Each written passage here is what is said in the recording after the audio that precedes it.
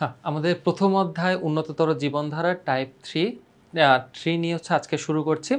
আচ্ছা, এখানে দেখো আমাদের টাইপ 3 এর প্রথম প্রশ্ন যেটা দেওয়া আছে সেটা হচ্ছে 23 নম্বর প্রশ্ন, যে আমিষের মৌলিক উপাদান হলো, অর্থাৎ আমিষের মৌলিক উপাদান কি কি, অর্থাৎ কি কি উপাদান নিয়ে হচ্ছে আমিষ মূলত গঠিত, সেই উপাদানগুলো কি কি। তো আমাদের এখানে অপশনে কি কি দেওয়া আছে, অপশনে দেওয়া আছে হচ্ছে কার্বন, হাইড্রোজেন, অক্সিজেন, হিলিয়াম। আবার পরবর্তী অপশনে দেওয়া আছে হচ্ছে কার্বন, হাইড্রোজেন, অক্সিজেন, ফসফরাস। এর পরের অপশনে দেওয়া আছে কার্বন, হাইড্রোজেন, নাইট্রোজেন, পটাশিয়াম। এর পরবর্তী অপশনে দেওয়া আছে হচ্ছে কার্বন, হাইড্রোজেন, অক্সিজেন, নাইট্রোজেন। তো এখানে আমাদের অ্যান্সার কি হবে, অ্যান্সার হবে হচ্ছে কি 4 নাম্বারটা, অর্থাৎ কার্বন, হাইড্রোজেন, অক্সিজেন, নাইট্রোজেন, এই 4টা উপাদান নিয়ে হচ্ছে মূলত আমিষ উপাদানটা গঠিত হয়। যেমনটা আমরা শর্করার ক্ষেত্রে দেখেছিলাম, শর্করা হচ্ছে 3টে উপাদান নিয়ে মূলত গঠিত হয়। তো এখানে আমিষের ক্ষেত্রে অনেকটা এরকম আছে। ঠিক আছে। আচ্ছা, পরবর্তী প্রশ্নে আমাদের কি বলেছে, যে আমিষ গঠনের একক কোনটি, অর্থাৎ আমিষ যে গঠিত হয় এটা মূলত কোন একক দিয়ে গঠিত হয়। যেমন আমাদের দেহ গঠনের একক হচ্ছে কোষ, তেমনি আমিষ গঠনেরও একটা একক আছে। ঠিক আছে, আমাদের দেহ গঠনের এককের মতন আমিষ গঠনেরও একটা একক আছে। আচ্ছা, এখানে অপশনে কি কি দেওয়া আছে, অপশনে দেওয়া আছে হচ্ছে হাইড্রোক্লোরিক অ্যাসিড, যেটাকে আমরা HCl নামে জানি। আচ্ছা, এরপরে দেওয়া আছে হচ্ছে কার্বলিক অ্যাসিড, এরপরে ফর্মিক অ্যাসিড দেওয়া আছে, আর এরপরে দেওয়া আছে হচ্ছে অ্যামাইনো অ্যাসিড। তো আমরা মূলত মোটামুটি অনেকেই জানি, তো এখানে আমাদের উত্তর কি হবে, আমাদের উত্তর হবে হচ্ছে অ্যামাইনো অ্যাসিড। ঠিক আছে, এখানে আমাদের উত্তর হবে হচ্ছে অ্যামাইনো অ্যাসিড। আচ্ছা, 25 নম্বর প্রশ্নে আমাদেরকে কি বলছে, আমরা যদি দেখি 25 নম্বর প্রশ্নে বলছে হচ্ছে খাদ্য রসে খাদ্যসার হিসেবে উপস্থিত থাকে কোনটি। খাদ্য রসে খাদ্যসার হিসেবে উপস্থিত থাকে কোনটি, albumin, ammonia, cholesterol, amino acid. Cholesterol, amino acid. তো এখানে আমাদের উত্তর কি হবে, আমাদের 25-এর উত্তর হবে হচ্ছে অ্যামাইনো অ্যাসিড। ঠিক আছে, আমাদের 25-এর উত্তর হবে হচ্ছে অ্যামাইনো অ্যাসিড, অর্থাৎ আমিষ আর কি। আমাদের খাদ্য রসে তো আমিষ তো থাকে, আমরা যে খাবার দাবারগুলো খাচ্ছি, শর্করা খাচ্ছি, আমিষ খাচ্ছি, স্নেহ খাচ্ছি, এগুলো তো আমাদের রক্তে তো মিশে থাকে, তাই না।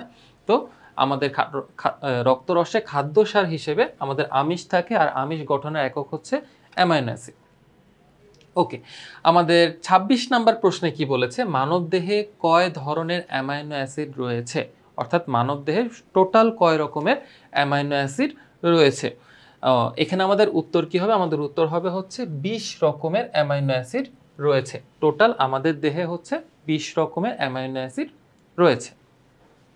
আচ্ছা, এরপরে 27 নম্বর প্রশ্নে কি বলেছে, অপরিহার্য অ্যামাইনো অ্যাসিড কয়টি, অপরিহার্য অ্যামাইনো অ্যাসিড কয়টি। এটা দ্বারা বোঝানো হয়েছে হচ্ছে যে আমাদের দেহে তো 20 ধরনের অ্যামাইনো অ্যাসিড আছে, আমাদের দেহে তো টোটাল 20 রকমের অ্যামাইনো অ্যাসিড আছে। তো এর মধ্যে কয় ধরনের অ্যামাইনো অ্যাসিডটা আমাদের জন্য অপরিহার্য, মানে খুবই গুরুত্বপূর্ণ অ্যামাইনো অ্যাসিড। তো এরকম আমাদের অ্যামাইনো অ্যাসিড আছে হচ্ছে টোটাল 8টা। ঠিক আছে, ওই 20টার মধ্যে 8টা হচ্ছে আমাদের অপরিহার্য অ্যামাইনো অ্যাসিড, আর বাকি যে 12টা অ্যামাইনো অ্যাসিড আছে সেটা অপরিহার্য না, তবে অবশ্যই প্রয়োজনীয়। ঠিক আছে, অপরিহার্য না হলেও সেটা প্রয়োজন আর কি। আচ্ছা, আমাদের পরবর্তী প্রশ্নে কি বলেছে, যে কোনটি দেহ গঠনমূলক খাদ্য। দেহ গঠনমূলক বলতে বোঝায় হচ্ছে যে আমাদের যে দেহটা গঠিত হয়, এই যে অস্থি, মাংসপেশি বা নখ, চুল, এই যে দেহটা যে গঠিত হচ্ছে, একটা যে গঠন তৈরি হয়েছে, তো এই গঠন তৈরি করার পিছনে খাদ্যের কোন উপাদানটা কাজ করে। তো আমাদের অপশনে কি কি আছে, আলু, তৈল, ডিম, গাজর। তো আমরা জানি আমাদের দেহের গঠনমূলক খাদ্য উপাদানটা হচ্ছে আমিষ। ঠিক আছে, আমাদের দেহের খাদ্য উপাদানটা হচ্ছে আমিষ। তো এখানে কোন অপশনের মধ্যে হচ্ছে আমিষ জাতীয় খাদ্যটা আছে সেটা আমাদেরকে হচ্ছে বুঝতে হবে। তো আমাদের কি কি দেওয়া আছে, আলু দেওয়া আছে, তৈল দেওয়া আছে, গাজর দেওয়া আছে, ডিম দেওয়া আছে। তো আমরা জানি যে আমাদের আমিষ জাতীয় খাদ্যটা হবে হচ্ছে ডিম। কেন, কারণ আলু হচ্ছে শর্করা জাতীয় খাদ্য, তৈল হচ্ছে স্নেহ জাতীয় খাদ্য, গাজর হচ্ছে আমিষ জাতীয়, এটা হচ্ছে ভিটামিন জাতীয় খাদ্য। তো এই জন্য আমাদের অ্যান্সার হবে হচ্ছে কি ডিম। কেন, কারণ ডিমে হচ্ছে আমিষ থাকে। ওকে।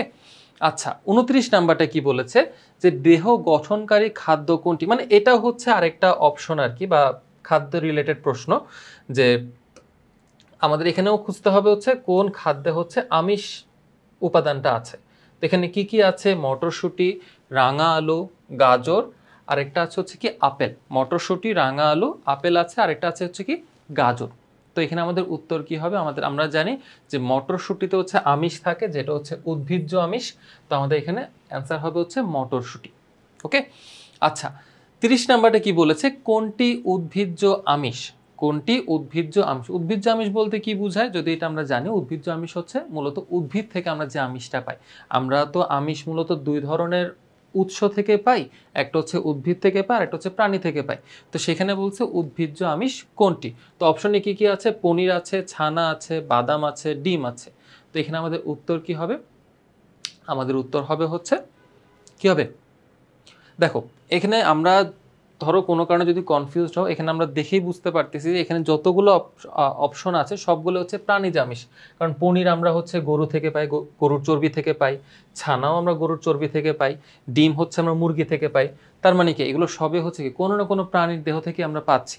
তাহলে এখানে আমাদের অ্যান্সার কি হবে? অ্যান্সারটা হবে হচ্ছে বাদাম। ঠিক আছে, অ্যান্সারটা হবে হচ্ছে বাদাম। জাস্ট একটু মাথা খাটালে কিন্তু আমরা এগুলোর অ্যান্সারটা খুব সহজেই করতে পারি। আচ্ছা 31 নাম্বারটা আমাদের কি বলেছে? আমরা যদি একটু দেখি, প্রাণী দেহের শুষ্ক ওজনের প্রায় শতকরা কত ভাগ প্রোটিন? প্রাণী দেহের শুষ্ক ওজন বলতে কি বোঝায়? আমরা জানি কি আমাদের দেহের প্রায় 60 থেকে 70% পানি থাকে, তাই না? তো এই পানির তো একটা ওজন আছে।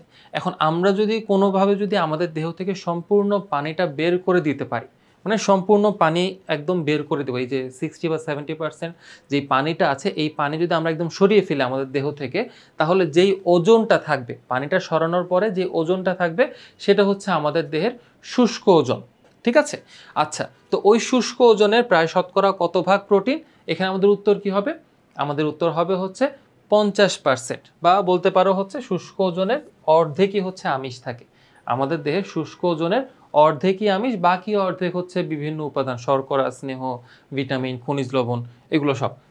ঠিক আছে, তো আমরা যদি আমাদের পরবর্তী প্রশ্ন অর্থাৎ 32 নম্বর প্রশ্নে যদি আমরা চলে যাই, সেই ক্ষেত্রে আমাদের এখানে প্রশ্নে কি দেওয়া আছে? প্রশ্নে দেওয়া আছে হচ্ছে 200 গ্রাম গরুর দুধে কত গ্রাম প্রোটিন থাকে?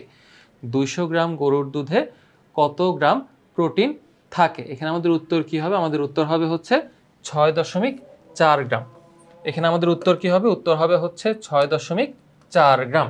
ওকে, আমাদের উত্তর হবে হচ্ছে 6.4 গ্রাম।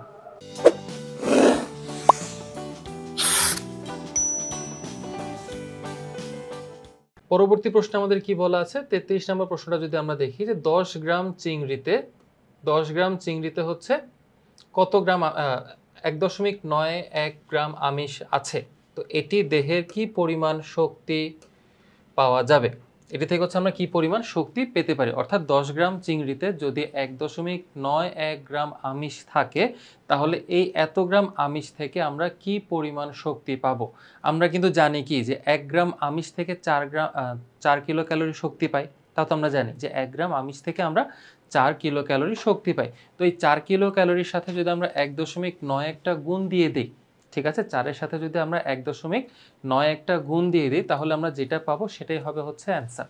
কারণ আমরা জানি কি 1 গ্রাম থেকে আমরা 4 কিলো ক্যালোরি শক্তি পাই। তাহলে এটার সাথে যদি আমরা গুণ দিয়ে দিই, অর্থাৎ 1.91 গুণ হচ্ছে যদি 4 দিয়ে দিই, তাহলে আমরা যে অ্যান্সারটা পাবো ওটাই হচ্ছে আমাদের এই প্রশ্নের উত্তরটা। তো সেখানে আমাদের উত্তরটা হবে হচ্ছে কি 7.6 kilo calorie. 7.6 kilo calorie. Okay, আচ্ছা তো আমাদের 34 নম্বর প্রশ্নে কি বলেছে? যে 1 গ্রাম প্রোটিন থেকে কত ক্যালোরি শক্তি পাওয়া যায়? 1 গ্রাম প্রোটিন থেকে কত ক্যালোরি শক্তি পাওয়া যায়? তো এখানে আমাদের উত্তর কি হবে? উত্তর হবে হচ্ছে 4 কিলো ক্যালোরি। 4 kilo calorie. আচ্ছা একটা কথা বলে রাখি, যে আমাদের এখানের খাবারের ক্ষেত্রে ক্যালোরি যে হিসাবটা, সেটা কিন্তু কিলো ক্যালোরিতে হয়ে থাকে। ঠিক আছে, সেটা কিন্তু কিলো ক্যালোরিতে হয়ে থাকে। অনেক সময় পরীক্ষায় একটু কনফিউজড করার জন্য দেখা যাবে হচ্ছে তোমাকে 4 দিয়ে, দেখা যাবে হচ্ছে 2টা অপশন দেওয়া আছে, 2টাতেই 4 দেওয়া আছে, কিন্তু একটাতে ক্যালোরি দেওয়া, একটাতে কিলো ক্যালোরি দেওয়া। তার মানে কি তোমার 2টা 2 রকমের অপশনটা হয়ে যাচ্ছে না? 2টাতেই কিন্তু 4 দেওয়া আছে, ঠিক আছে, 2টাতেই 4 দেওয়া আছে। মনে করো এটাতেও 4 দেওয়া, এটাতেও 4 দেওয়া, কিন্তু তোমার এককের ক্ষেত্রে একটু ঘুরিয়ে দেয়, যাতে করে হচ্ছে একটু কনফিউজড হয়ে যায়। দেখা যাবে হচ্ছে একটাতে দেওয়া শুধু ক্যালোরি, একটাতে দেওয়া আছে হচ্ছে কিলো ক্যালোরি। তখন আমাদের অ্যান্সারটা হবে হচ্ছে কিলো ক্যালোরি দেওয়া থাকলে। ঠিক আছে, শুধু ক্যালোরি দিলে কিন্তু আমাদের উত্তরটা ভুল হবে, কারণ খাদ্যের শক্তিটা হচ্ছে কিলো ক্যালোরিতে হিসেব করা হয়। ঠিক আছে, তো এইটুকু একটু আমাদেরকে কষ্ট করে মনে রাখতে হবে। আচ্ছা, তো পরবর্তী প্রশ্নে আমাদের এখানে কি বলা আছে, আমাদের বলা আছে হচ্ছে একটা উদ্দীপক দেওয়া আছে ছোট, যে রোমান মাছ ও রাফেজ জাতীয় খাবার খুব পছন্দ করে। রোমান রোমান হচ্ছে একজন মানুষের নাম, সে হচ্ছে মাছ ও রাফেজ জাতীয় খাবার খুব পছন্দ করে। তো আমাদের 35 নম্বর অপশন প্রশ্নে কি বলা আছে, যে রোমানের প্রথম খাবারে কোন উপাদানটি বিদ্যমান। আমাদেরকে বলেছে কি প্রথম খাবারে, তো এখানে আমাদের প্রথম খাবার কোনটা, খাবার হচ্ছে মাছ। এখানে আমাদের প্রথম খাবারটা হচ্ছে মাছ, তাহলে আমাদের এখানে উত্তর কি হবে, উত্তর হবে হচ্ছে আমিষ। আমরা একটু আগে দেখে আসছিলাম যে মাছ হচ্ছে মূলত আমিষের একটা, বলতে পারো অনেক জনপ্রিয় একটা উৎস, বা অনেক কি বলবো যে অনেক প্রিয় একটা উৎস আর কি। মাছ থেকে আমরা সচরাচর অনেক বেশি পরিমাণে আমিষ পেয়ে থাকি। আচ্ছা, তো 36 নাম্বারটা কি বলেছে, যে দ্বিতীয় খাবারটি পছন্দের কারণ, মানে দ্বিতীয় খাবার কোনটা, এই রাফেজ জাতীয় যে খাবারটা, এই খাবারটা পছন্দের কারণ কি কি আছে, কোষ্ঠকাঠিন্য রোগ প্রতিরোধ করে, জিরা ধনেপাতা ও মটরশুঁটিতে পাওয়া যায়, খাদ্যনালীর গায়ে পিণ্ড তৈরি করে, খাদ্যনালীর গায়ে পিণ্ড তৈরি করে। তো আমরা এখানে মোটামুটি দেখলে আমরা বুঝতে পারছি যে এখানে আসলে তৃতীয় যে অপশনটা আছে এটা আসলে হওয়ার মতো কোনো অপশন না, আমাদের রাফেজ আসলে এই ধরনের কোনো কাজ করে না। তো আমাদের উত্তর কি হবে, উত্তর হবে হচ্ছে 36-এর 1 নাম্বারটা, অর্থাৎ 1 ও 2 হবে।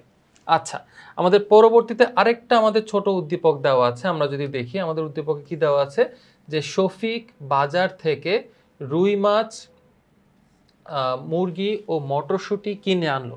শফিক বাজার থেকে রুই মাছ মুরগি ও মটরশুঁটি কিনে আনলো। 37 নম্বরটা বলেছে কি শফিকের কেনা খাবারগুলো কোন জাতীয় খাদ্য, অর্থাৎ দেখো এখানে কি কি দেওয়া আছে, রুই মাছ, এখানে দেওয়া আছে হচ্ছে কি কি রুই মাছ দেওয়া আছে,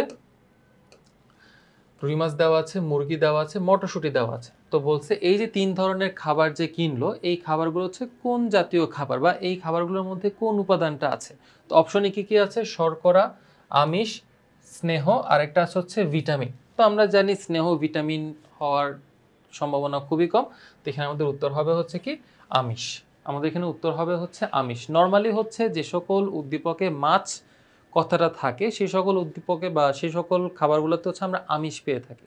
ঠিক আছে, সাধারণত আমরা মাছ থেকেই মূলত আমিষটা পেয়ে থাকি। তো তো যেহেতু এখানে মাছ দেওয়া আছে, তো এখানে আসলে আমাদের উত্তরটা আমিষই হবে। ঠিক আছে, অনেকে আবার কনফিউজড হয়ে যায়, যেহেতু মুরগি আছে সেহেতু স্নেহ হবে কিনা, আবার মটরশুঁটি আছে তাহলে ভিটামিন হবে কিনা। তো এত কনফিউজড হওয়ার কিছু নাই, যেহেতু মাছ দেওয়া আছে তো এটা আমিষই হবে অ্যান্সার। ওকে, আচ্ছা, তো 38 নাম্বারটা কি বলেছে, 38 নাম্বারটা বলেছে হচ্ছে যে শফিকের ক্রয়কৃত খাবার কি কি, রুই মাছ মুরগি আর হচ্ছে মটরশুঁটি, রুই মাছ মুরগি আর হচ্ছে মটরশুঁটি। আচ্ছা, শফিকের ক্রয়কৃত যে খাবারগুলো সেগুলো হচ্ছে কোষের গঠন নিয়ন্ত্রণ করে, মানে আমিষ কোষের গঠন নিয়ন্ত্রণ করে, এরপর হচ্ছে দেহের কার্যাবলী নিয়ন্ত্রণ করে, এরপরে হচ্ছে দেহের অস্থি পেশি ও নখ গঠনে অংশ নেয়। তো এখানে আমাদের উত্তর কি হবে, আমাদের এখানে যেহেতু বলেছে যে রুই মাছ আমিষ বা মুরগির কথা বলেছে, তো এখানে আমাদের উত্তরটা হবে হচ্ছে কি সবগুলোই, কারণ এখানে যতগুলো কাজ দেওয়া আছে সবগুলোই কিন্তু আমিষ করে থাকে, সবগুলো কাজই আমিষ করে থাকে। তো আমাদের এখানে হচ্ছে আমাদের এখানে টাইপ 3টা শেষ হয়ে যাচ্ছে, পরবর্তীতে ইনশাল্লাহ আমরা টাইপ 4 নিয়ে আবার হাজির হব। আল্লাহ হাফিজ।